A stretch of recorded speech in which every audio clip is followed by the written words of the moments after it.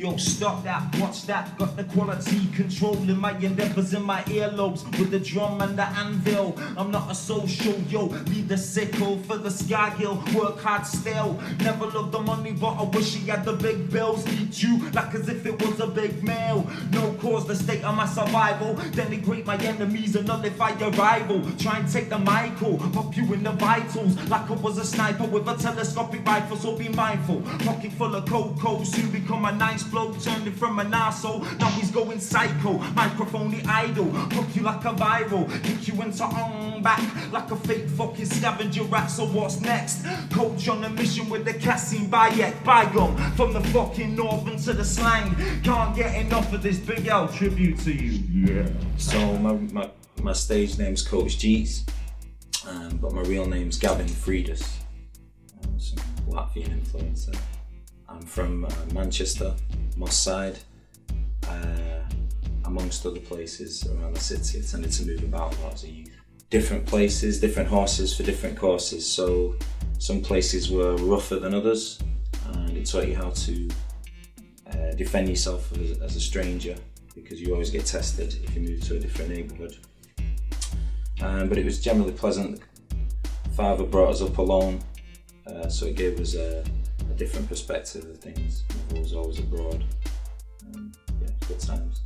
First concert was in the Roadhouse, which is just a small venue in Manchester, and there was like a rock and roll scene during the 90s, and I think it was like 16. I went to check it, and I was just blown away by the atmosphere. Some local band, I can't remember who they were, but I was still inspired. So if you're out there, if you were there on a Wednesday night at the Roadhouse in about '93, that was my first show. Well, I mean,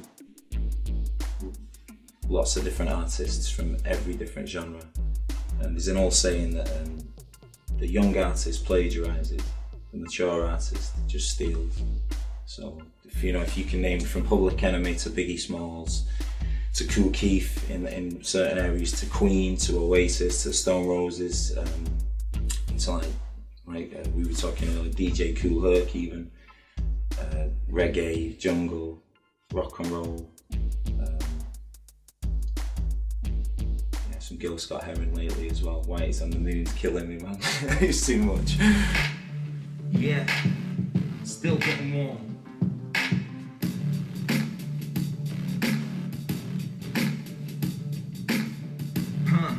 Still getting warm.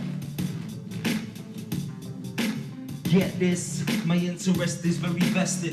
Vexed when the next kid manifested he's connected. Bandits, blaggers, procrastinate about the size of his dagger. Acting up just like a maggot, yo. Slap him, smack him, give his woman a jacking. Eyes begin to blacken, I give his woman a macking. Macking that I'm chatting, no. Just trying to imagine, yo. Somebody action rapping, it actually happened, though. I figure to fathom that any silly fella I'm at him. We flip the schism, jamming the river, but missing the ripping. Will limit vision is tripping. These days, blood, you need to wait from your kipping.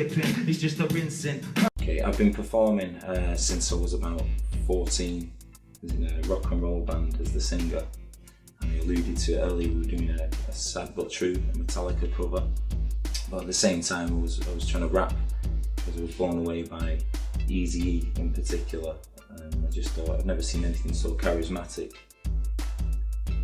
talking in street language. Yeah, probably from the age of 14, doing a lot of shows, done a few tours, played in some different countries. Yeah. What can you say? Well, I think a lot of musicians might say that when they first discover this, music is a code, which is why people don't like jazz, because it's just for the musicians.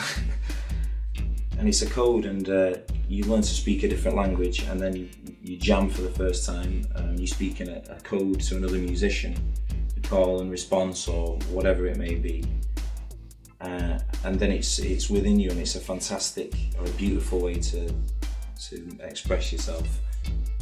So whatever level, whether it's an old guy that just plays his guitar in his porch, or whether it's somebody that wants to make a career out of it, they will always continue to play if it's within them, because it's certainly one way to manifest yourself. So I like the interaction with the crowd most about performing. It takes it to the next level. Live music for me is personally that's where I excel. So because you can throw in freestyles, it's about that moment at that time. I despise people, sort of, not despise, that's a strong word, but I sort of, I frown upon looking through the phone at the thing, because you're not experiencing the actual event, whatever it may be. So there's, we can record as we are doing now, but it'll only ever be 2D or maybe 3D at a push. There's a 5-dimensional performance there, and it's even the smell of whether it's stinky lager or that will leave a mark on you, that event. So that's why I enjoy performing live. Being on tour is I suppose it depends what age you are. If you're youngish, then it's an excuse to be outrageous, and for me getting fucked up really was part of it, and just so you could just for the anecdotes and that, it's sort of that kind of thing. Nowadays it's when I play in different places, it's more about the show, doing the show. That's the most important thing. But I've not done a tour for a few years, so I don't know how I'd behave, but I think I'd be cool. I'm always looking for somewhere to smoke, and that'd be that 50% of the time looking, find somewhere to sell some dope. The other 50% of the time, sound check, doing the show, pontificating after it. And I really don't know, waking up with this freestyle mode, Lights to the right of me, fucking interviewer to the central. Got this, the fundamentals, just be yourself, they say, but it's hard, it's not a planet. Every day that I look around, looking upon the wall for inspiration, but I've seen it once and for all. So meditate a 2-2s, keep rolling the dice and see what comes through. Check the World Wide Web to see what's new. Yeah, I got lost in it 1 time, 3 times. What the fuck is a virus? Don't make me sneeze so much, yo, Jig goes the stylus, out of time, just like me busting wildness, yes. They do that thing, coaching the flow with them local things, yeah. I beg you local MCs, start spinning up and being experimental with your flow. Listen to Cool Keith and his older modes, that's the way the fucking fundamentals grow. I said that 2 times, but you need to know, so yeah, the sound that I'm spitting, still got the beats fucking finger licking. I'd like to perform with the Public Enemy. I'd like to perform with the Stone Roses, just to give a wider, anyone really that you look up to. The Manchester thing was because they spoke like us, and it was proving that they could do it. So it's like someone from LA looking up to, I don't know, as you said, Jay-Z. He's thinking, right guys, he speaks like me, talks like me, man. He could be me, man. That's inspirational. And with the Manchester scene in the 90s, that was inspirational as well. It's like, this guy sounds like me in an interview. Liam Gallagher, he's a donut and that, but it doesn't matter, man. It's entertainment. So yeah, any one of those, people, luminaries, would be fantastic. I suppose we plan to do a single within the next when the video is done and stuff. It's Call Me Coach. It's already done. It costs 20 quid to get mastered. But when you've made it, depends what you see as having made it. I suppose it's all about perspective. Personally, it's just a focus, and I say it's always going to be within. I'm always going to make my music and try and promote it and that, but not at the price of a desperation for fame. Back in the day, I think everybody who undertakes getting serious about music wants a little bit of fame. Recognition's good. I'm not asked about fame personally, man. But to be constantly occupied and earn a living doing your music, that would be me saying I've made it and I can maintain this. Call Me Coach exemplifies who I am. This was the name. Call Me Coach. That's the track, man. Say no more. I like the bit that the part of that track when I'm watching other people. And I want to, my friends or associates or whoever, acquaintances, is like when I'm going on about this. I've got a big dick holding up my Tech 9. I want to make sure they don't switch off before I put my sort of disclaimer in at the end of it saying, nah, that's bullshit and all that. So I don't want them to switch off, but that's not the most important to me, but it's just hoping people maintain concentration.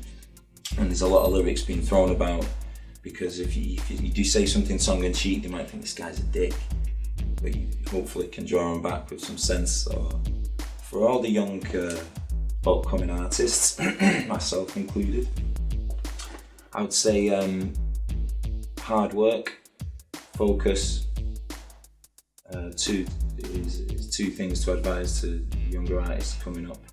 Don't rely just on the internet, because it's still only the internet, you know. So yeah, I think hard work and focus, inspiration, trying to stay fresh all the time. People say, oh, you make music, can you do that 24 hours a day constantly? Well, you can if you're on a particular project, but sometimes you don't feel inspired, and it sounds pretentious, but unless you've got studio books or something happening, it's difficult to maintain a level of sort of energy in that. So I'd make sure that you've always got something to work to, on a more practical level of advice. If the big man exists,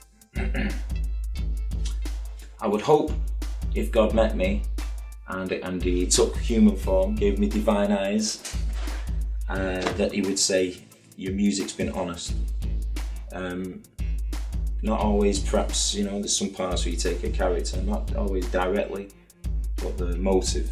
And that's all we can judge people on. We can't judge anyone, in fact, but the motive was honest. Probably sometimes a bit slack as well. But yeah, honest. I smoke a dubby when I get a chance to it on my side boogie. From Ancoats to Manchester, so well and truly. And if you really want to get down, son, you need to get on this, Roll up. Fat girls like a donut or two. Some people like this, some people like that, yeah. I'm not making comment upon the facts, it's just a typical fucking Coach Jeets and I'm intact, yo. I like to roll it like a packet of Rolos. Got a broke teeth, yo, from doing too much on the fucking food. Stop, that's called a flop, see. Everybody does it once or twice.